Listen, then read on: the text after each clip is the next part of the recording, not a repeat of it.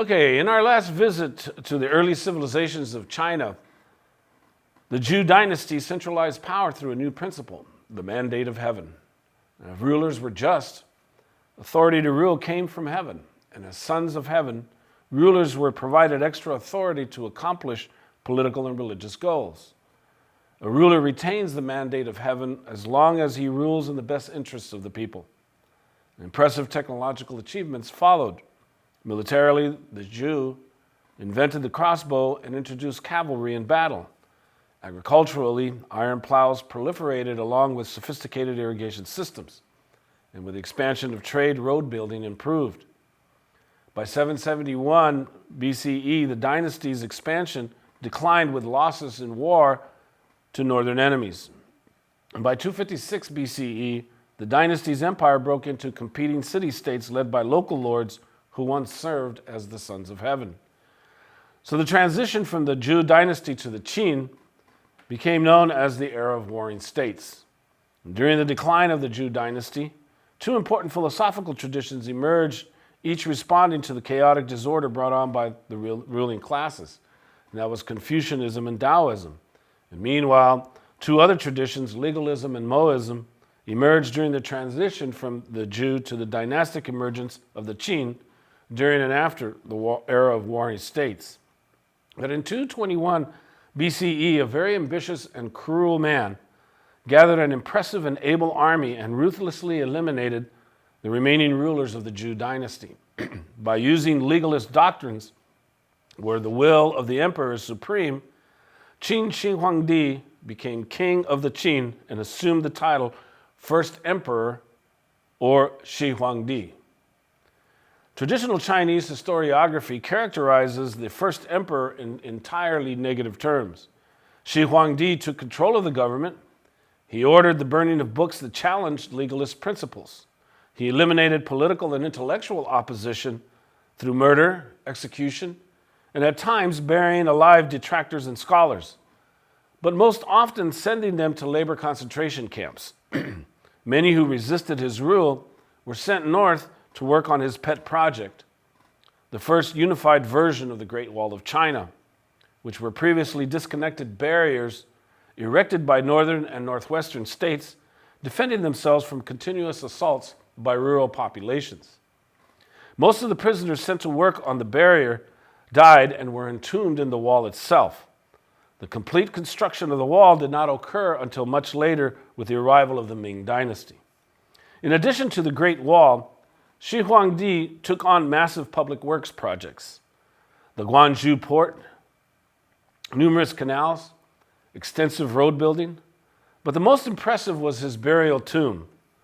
7,000 life-size terracotta warriors or soldiers, all of them with different faces, defended an imperial palace impenetrable from outside intruders. His plan was to live forever, but he died from natural causes, and when his son took over, the dynasty was overthrown in a civil war. After years of civil war under the Qin, a former law enforcement officer with a peasant background renounced his position and led a rebellion, ultimately forcing the surrender of the last Qin emperor. Liu Bang restored order and declared himself first emperor of the Han dynasty, which will rule for over 400 years. The textbook shares with you that Han rule occurred simultaneously with the Roman Empire, sharing many similarities: an urban orientation, with rural farm workers providing surplus food production, a non-hereditary bureaucracy enforcing laws derived from an imperial court, and final collapse initiated by outside invasions and widespread regional revolts. Han monarchs expanded into Korea and Vietnam in the east and Central Asia in the west. But the Han gave permanency to the Silk Road as Chinese trade reached India, Persia, and the Mediterranean world, as well as Japan, Korea, and Vietnam. Han governments shared the view that commerce by merchants exploited the true producers of wealth. The most renowned emperor to bring about what is known as the Han synthesis is Wu Di. And he ruled from 141 to 87 BCE. And by combining legalism with Confucianism and Taoism, Wu Di resurrected the mandate of heaven. And this combination provided the ideological basis for centralized states that will carry over to succeeding imperial dynasties. And through this, Wu Di held power by ruling in harmony with the natural order of things. He solidified the Silk Road, instituted civil service examinations, and brought a period of peace and prosperity identified as the Chinese Peace.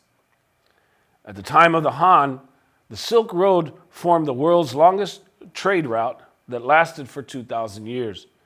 China exported luxury items of silk and spices and imported Buddhism.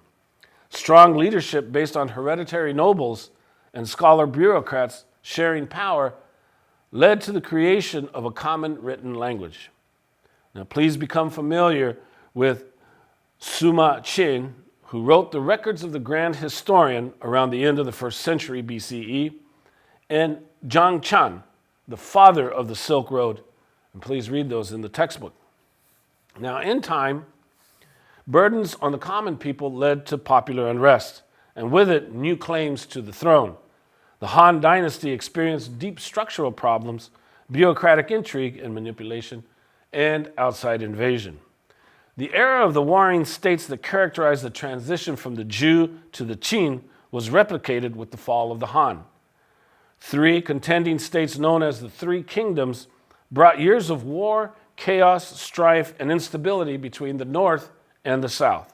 And with the rapid spread of Buddhism in the South, due mainly to the decline of old Confucian ideals of a balanced social order, subsistence farmers created new methods of cultivation, introducing new strains of rice.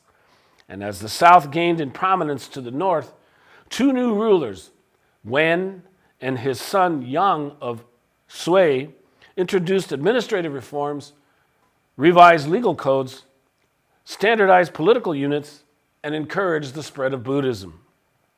The Sui dynasty is named after Sui Yangdi, its last and most famous ruler. The Sui became popular for their land reform policy known as the Weld Field Program, which gave subsistence farmers rights against the landed elites. Sui Yangdi embarked on ambitious public works projects and several military campaigns. He is famous for creating the Grand Canal, linking northern and southern China through the Huanghe and Changjiang rivers, thus improving communication and trade.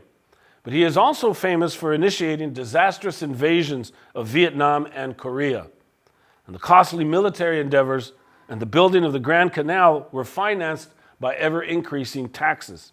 And in order to gain support from the bureaucratic classes, he reinstated Confucian education and civil service examination, alienating his main source of support, subsistence farmers. And with his penchant for luxurious consumption, his cruelty and enforcement of conscription for both war and public works projects, and the many losses caused by failed military campaigns against Korea, China was left in ruins and rebellions broke out in both north and south, led by the farm-working poor.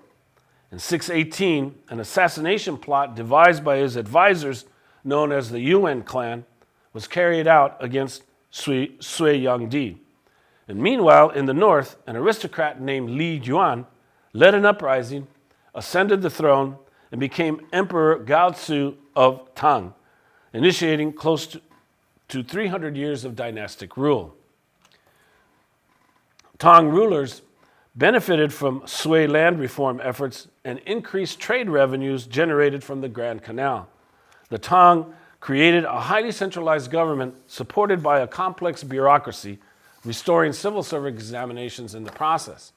And by creating a collection of competent bureaucrats based on Confucian ethics and the merit system, the Tang extended management and diplomatic relations to new regions in southern Asia, including Tibet in the far west. And to gain support amongst the masses, they extended the Weld Field reform by taking over fertile lands upon the death of a cultivator, creating a national land register, thereby checking the growth of large estates and guaranteeing land to subsistence farmers. And in the west, along the Silk Road, the Tang either conquered or purchased peace through tribute with Turkish and Mongolian peoples. And to the east, commercial and cultural relations were initiated with the Japanese, while Korean diplomatic relations, while difficult, continued. The Vietnamese, who had been brought into China's realm during the Han, asserted their independence and succeeded in establishing their own state in the latter years of the Tang. Emperor Xuanzong is given credit for the dynasty's greatest period of prosperity and cultural achievements. So beginning with the Sui and ending with the Tang, China experienced a 700-year of cultural achievements known as its Golden Age. The empire was divided into provinces, districts, and villages administered by competent bureaucrats. The Silk Road brought tremendous prosperity in the form of exports, tea, silk, porcelain, and imports, woods, precious metals, tropical goods, influencing the technological development of the productive forces. Steel was invented to improve the manufacture of weapons and farming implements, and gunpowder revolutionized explosives and military hardware, especially flamethrowers known as fire lances. Cotton production introduced new clothing designs. An urban society benefited from the riches brought by the Silk Road, with strategy games like cards imported from the West and chess imported from India occupying people's leisure time. The invention of block printing allowed for the production and spread of literature and poetry. Li Po, Du Fu, and Wang Wei are three of China's greatest poets and are honored in the textbook. Li Po wrote about nature. Du Fu highlighted social inequalities and the fate of the poor, and Wang Wei emphasized Taoist awareness of natural beauty. While women who made up half of the population were granted little status, they participated actively in the arts and were often depicted in legends as fighting against conventions. And most families had to provide a dowry for daughters to be married. Without it, undesirable women were sold to the wealthy for basic labor. Married women's social and economic participation was limited by legal codes punishing wifely disobedience. So as Confucius' principles gained its grip on Chinese culture, Tang rulers viewed Buddhism as a threat. Buddhism became identified as foreign with too much wealth and influence. And likewise, Taoism, with its emphasis on spiritual unity with nature, threatened the life of consumption brought about by prosperity. The Tang sought to eradicate both religious traditions. The Guan movement, led by the scholar official Han Yu, challenged Buddhism, criticizing it as foreign and undermining basic family values. So with time, an outside group of Turkic-speaking peoples from Central Asia, known as the Uyghurs, arrived to overthrow the dynasty in 907. So I wish to end this presentation on China's Golden Age by having you watch a documentary on China and its Golden Age. Thanks.